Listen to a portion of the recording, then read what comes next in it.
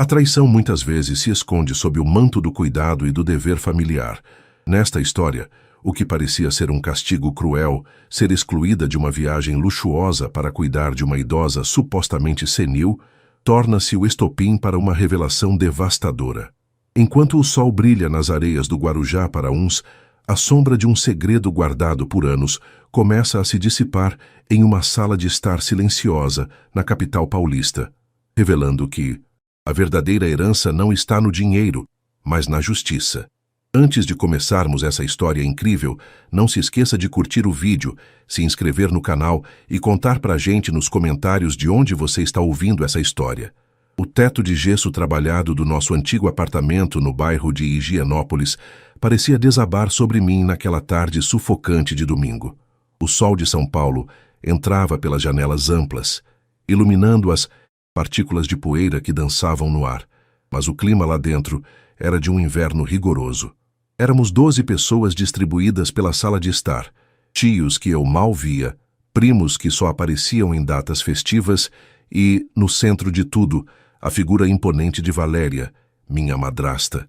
O cheiro de café recém-passado misturava-se ao perfume floral excessivamente doce dela, criando uma fragrância que me causava náuseas. Eu sentia o tecido áspero do sofá de linho sob minhas coxas, o coração batendo em um ritmo irregular de ansiedade. Estávamos ali para planejar a tradicional viagem de final de ano da família para o Guarujá, um ritual que mantínhamos desde que meu avô era vivo. Valéria limpou a garganta, um som seco que interrompeu a conversa paralela entre meus primos Priscila e Gustavo. Ela ajustou o bracelete de ouro no pulso com um movimento calculado. Meu pai, Ricardo, estava sentado ao lado dela, com os olhos fixos nos próprios sapatos engraxados, parecendo subitamente muito interessado na textura do couro. Eu o observava, esperando um olhar de cumplicidade, um sinal de que ainda éramos a equipe que formamos após a morte da minha mãe. Mas ele se tornara uma sombra silenciosa desde que Valéria assumira as rédeas da nossa casa. Bem, como todos sabem, começou Valéria, sua voz projetada como se estivesse em um palco. As reservas para a casa na Enseada já foram confirmadas.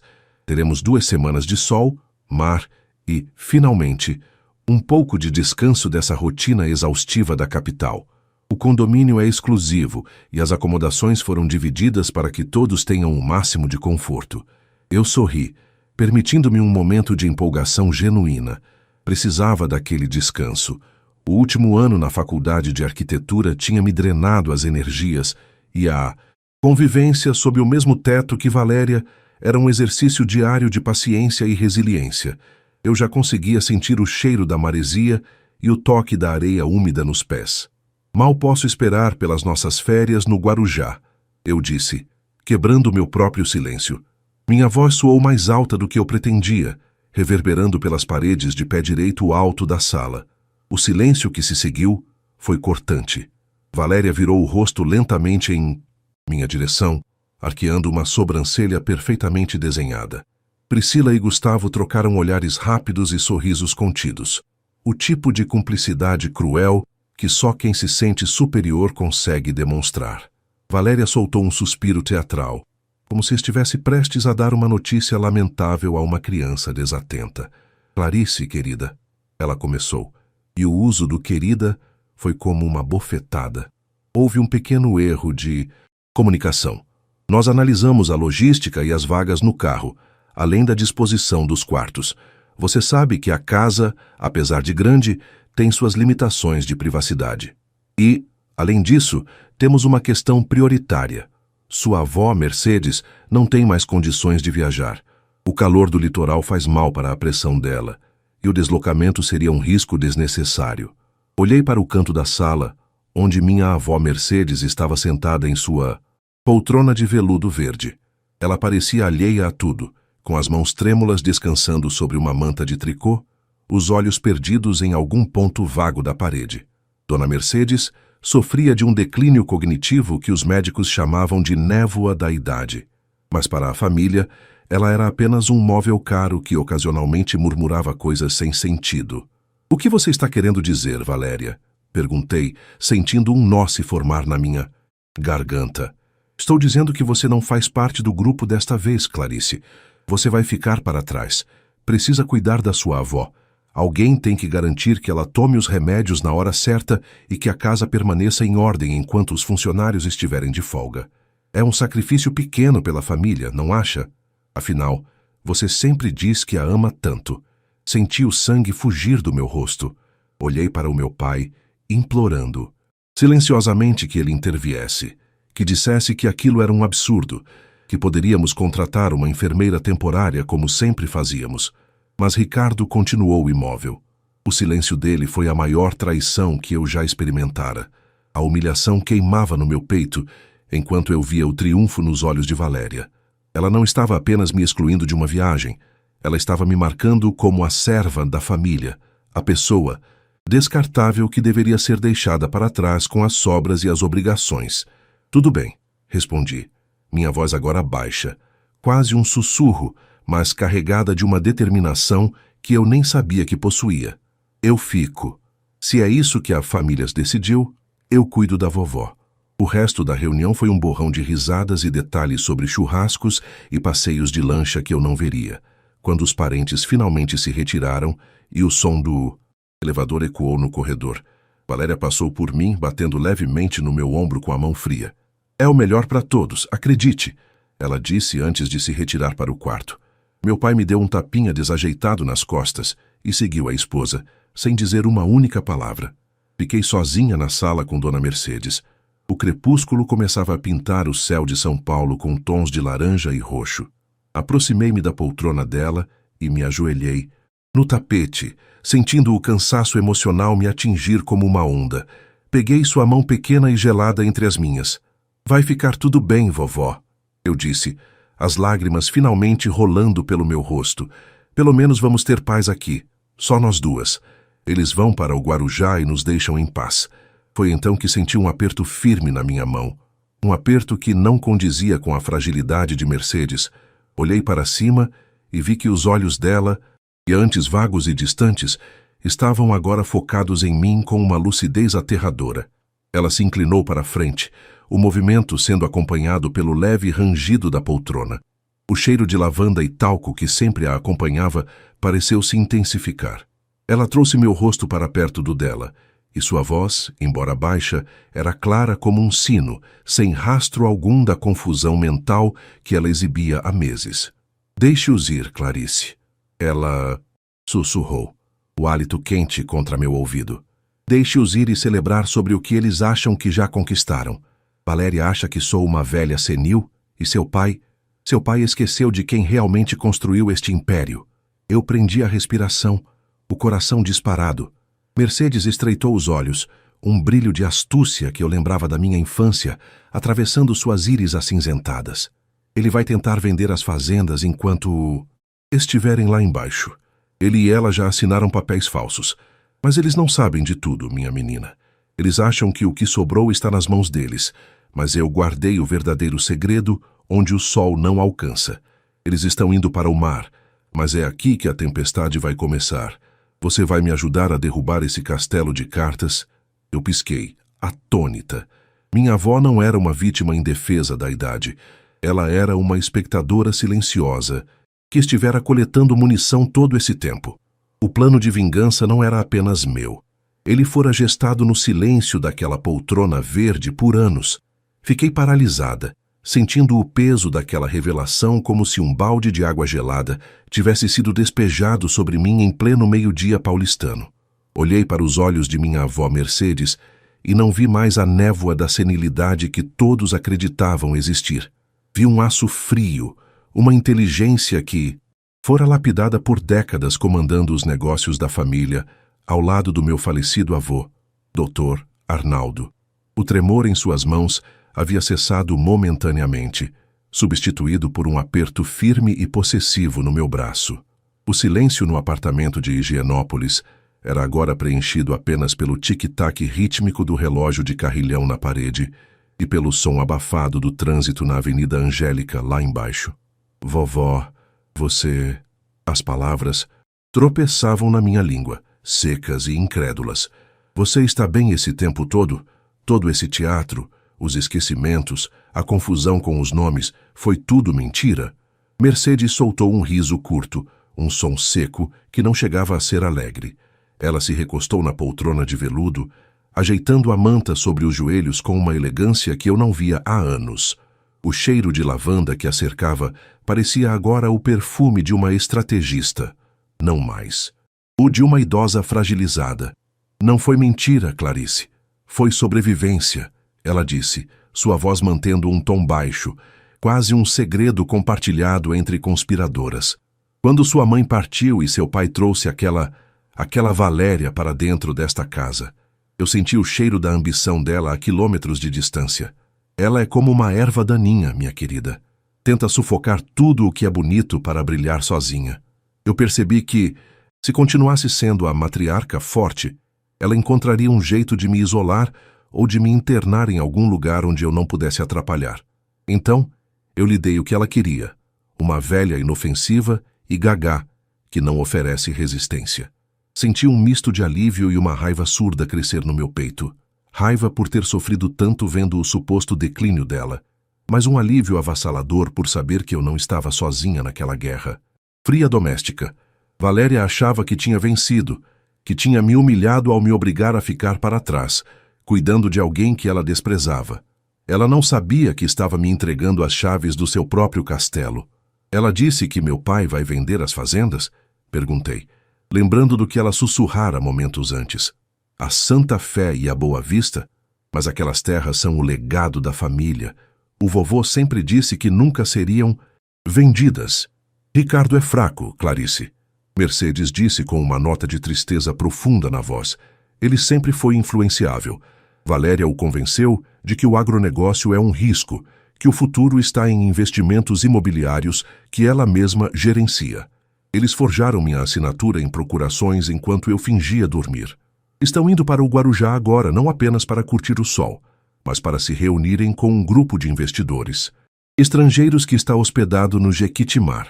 Eles pretendem assinar o pré-contrato lá, longe dos meus olhos, ou do que eles acham que são meus olhos. A manhã seguinte chegou com uma agitação frenética. Ouvi o barulho das malas sendo arrastadas pelo corredor de madeira de lei, o som de vozes excitadas e o perfume agressivo de Valéria preenchendo o ar. Eu me mantive no meu quarto, fingindo um abatimento que já não sentia. Pela fresta da porta, vi meu pai, Ricardo, evitando olhar para o corredor onde ficava o quarto da mãe dele. Ele carregava uma caixa térmica, parecendo um turista comum, enquanto por dentro carregava a traição de uma vida inteira. "Estamos indo, Clarice!" Valéria gritou da sala, sua voz transbordando um falso pesar. "Tente não se estressar muito com a sua avó. Se ela começar com as crises de choro, dê as gotas que o médico receitou. Voltamos em 10 dias. Tente não queimar a casa." Ouvi a porta pesada do apartamento bater e o som do elevador descendo. Um silêncio sepulcral se instalou. Fiquei parada por alguns minutos, apenas ouvindo o vazio. O apartamento, que antes parecia uma prisão, agora era o nosso quartel-general. Saí do quarto e encontrei Mercedes já de pé, sem o apoio do andador, caminhando em direção ao escritório trancado do meu pai. "Pegue a chave e reserva no vaso", disse a samambaia da varandas Clarice, ela ordenou, os olhos brilhando com uma energia juvenil. "Não temos tempo a perder. A Imigrantes está livre hoje, e eles chegarão ao litoral em pouco mais de 1 hora. Temos esse tempo para começar a desfazer o nó que eles deram." Minhas mãos tremiam enquanto eu buscava a chave. O metal frio deslizou na fechadura e a porta do escritório se abriu com um rangido suave. O ambiente cheirava a couro e papel. Antigo. Mercedes foi direto para a estante de livros, puxando um volume grosso de jurisprudência que eu nunca vira ninguém ler. Atrás dele, não havia um cofre eletrônico moderno, mas um fundo falso de madeira que exigia um toque específico em uma mola oculta. "Valéria acha que é esperta porque sabe usar planilhas e contas no exterior", Mercedes comentou, enquanto retirava um envelope pardo e surrado do esconderijo. "Mas ela esquece que eu conheço cada centímetro desta estrutura. Aqui, Clarice, estão as escrituras originais das fazendas e o testamento autêntico do seu avô, que nunca foi aberto. O que eles têm são cópias que eu mesma sabotei meses atrás, inserindo cláusulas de invalidade que só um olho muito treinado perceberia. Abri o envelope e meus olhos percorreram os documentos. Senti uma descarga de adrenalina. Ali estavam as provas de que a venda que eles planejavam era ilegal. Mas Mercedes não parou por aí. Ela me entregou um pequeno gravador digital, um dispositivo moderno que parecia deslocado nas mãos dela. Eu gravei as conversas deles aqui na sala, se Clarice. Valéria falando sobre como despachar você para um intercâmbio barato na Europa assim que o dinheiro das fazendas caísse na conta, para que você não pudesse reclamar sua parte. E seu pai concordando com tudo, dizendo que seria melhor para o seu futuro. Ouvir aquilo, mesmo que em fragmentos, foi como sentir uma faca girar no meu peito. A superação que eu buscava não era mais apenas financeira ou por conforto, era uma questão de dignidade. Eles me viam como um estorvo, uma peça de mobília que podia ser movida ou descartada conforme a conveniência. "O que fazemos agora, vovó?" Perguntei, sentindo uma determinação fria se apossar de mim. "Agora, minha neta, você vai ligar para um antigo amigo, Dr. Otávio Cavalcante. Ele foi o advogado pessoal do seu avô por 40 anos e é a única pessoa em quem confio fora destas paredes. Diga a ele que a dama de copas decidiu jogar a última rodada. Enquanto eles tomam caipirinha na praia da Enseada e brindam a nossa miséria, nós vamos bloquear cada centavo das contas que eles pensam controlar. Mas não será rápido. Quero que eles sintam o... Gosto do medo primeiro. Quero que eles vejam o poder deles escorrer pelos dedos como a areia do mar que eles tanto quiseram visitar. Sentei-me à mesa de carvalho do meu pai, pegando o telefone. Eu não era mais a garota excluída que chorava no sofá. Eu era o braço direito da mulher que construiu tudo o que eles tentavam roubar. O sol de São Paulo batia na janela, mas para Valéria e Ricardo, o tempo estava prestes a fechar. Começamos a organizar os documentos, cada papel um prego no caixão da arrogância deles. Eu sabia que os próximos dias seriam exaustivos, repletos de burocracia e riscos legais, mas cada movimento era um passo em direção à liberdade. O som do telefone chamando parecia ecoar por todo o apartamento vazio, um ruído persistente que competia com o zumbido suave do ar-condicionado central que eu acabara de ligar. Em São Paulo, o mormaço da tarde começava a pesar e o céu, antes azul, agora assumia aquele tom acinzentado carregado de poluição e promessas de chuva de verão. Dr. Otávio Cavalcante atendeu no quarto toque. Sua voz era grave, polida, o timbre de um homem que passara 40 anos contornando crises e redigindo contratos inquebráveis. Quando ouviu o código Dama de Copas, houve um silêncio do outro lado da linha, um silêncio de compreensão absoluta. "Clarice, é você mesma?" Ele perguntou, e eu pude quase vê-lo ajeitando os óculos de leitura na ponta do nariz em seu escritório nos jardins. "Mercedes, ela decidiu que era a hora?" "Sim, doutor. Ela está aqui do meu lado. E ela nunca esteve tão lúcida", respondi, olhando para minha avó que agora examinava uma das pastas com uma lupa, a postura ereta, como se estivesse prestes a presidir uma reunião de diretoria. "Precisamos que o senhor venha até aqui.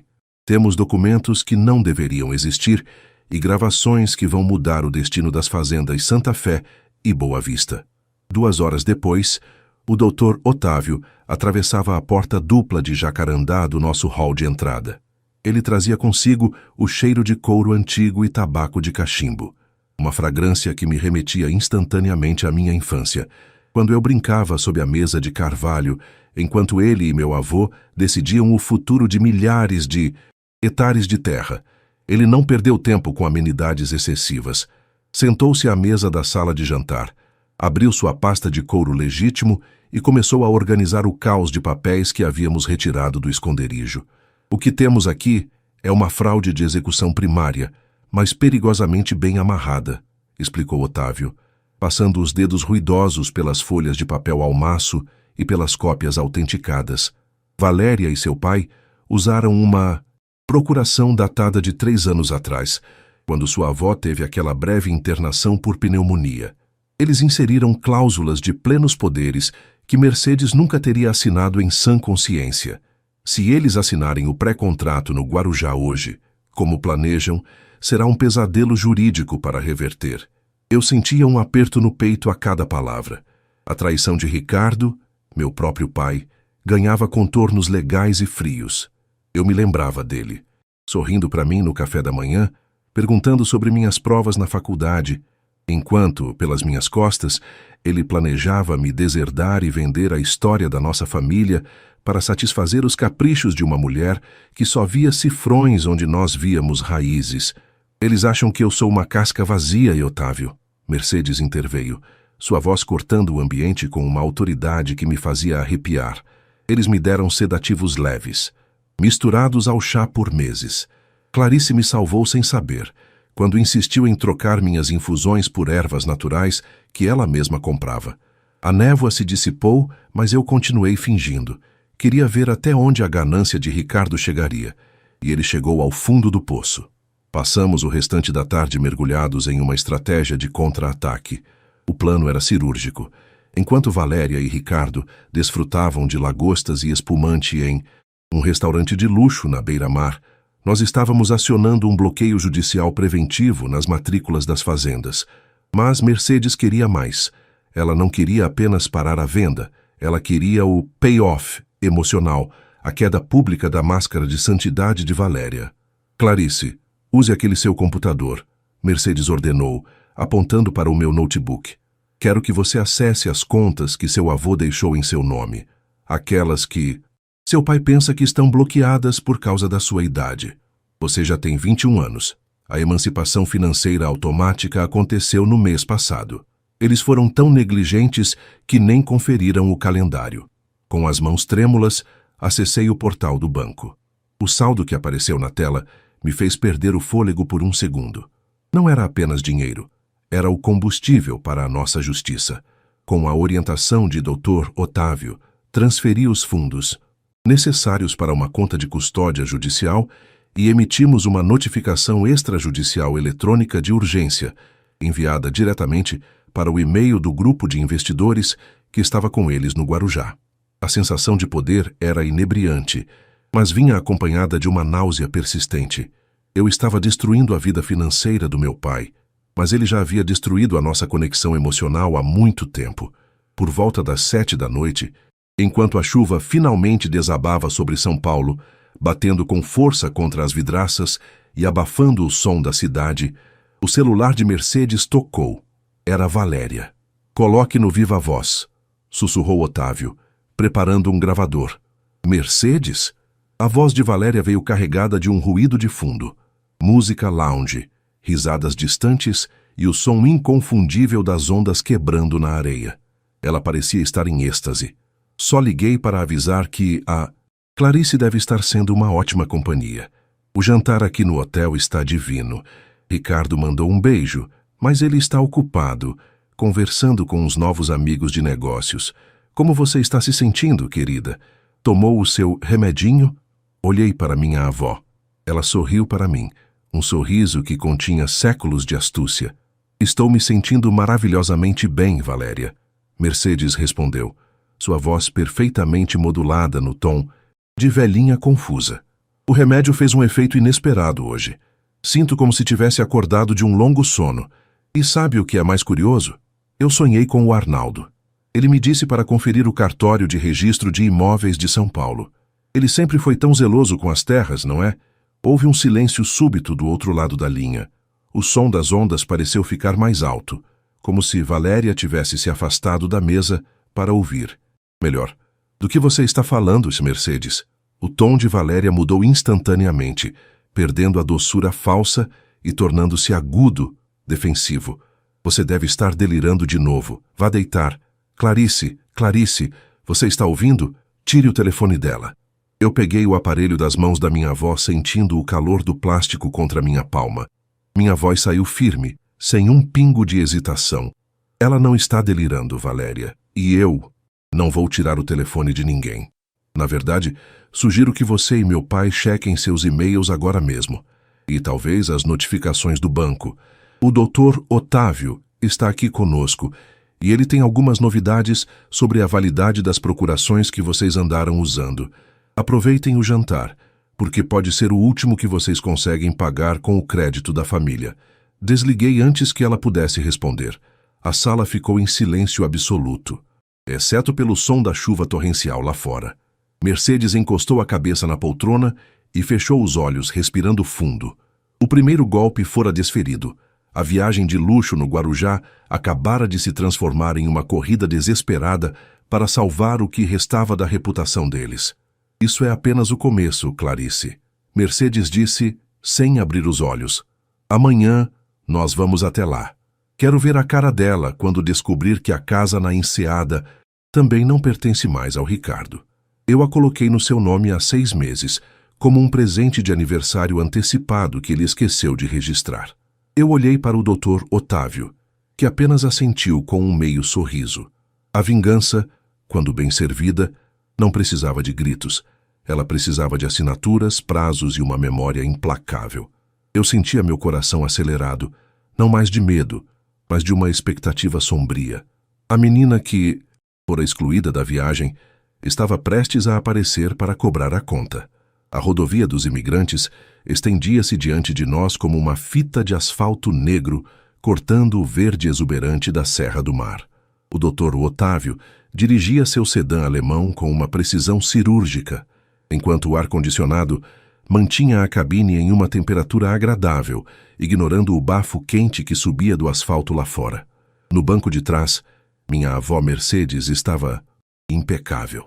Ela havia trocado os trajes de moletom e a manta de tricô por um conjunto de linho pérola e um colar de pérolas legítimas que pertencera à sua mãe. Seus cabelos estavam presos em um coque elegante e ela usava um batom suave que realçava a determinação em seus lábios. Ela não era mais a vovó Mercedes, que precisava ser lembrada de tomar banho. Ela era a matriarca dos Alcântara, pronta para retomar o que era seu por direito. Eu olhava pela janela, observando os túneis passarem e a paisagem mudar drasticamente, conforme descíamos em direção ao nível do mar. Meu estômago estava contraído, uma mistura de náusea e euforia. O cheiro de maresia e combustível queimado começou a invadir a cabine conforme nos aproximávamos da Baixada Santista. O céu sobre o Guarujá estava de um azul cobalto profundo, sem uma única nuvem para oferecer sombra. Era o cenário perfeito para um desfecho que eles nunca viram chegar.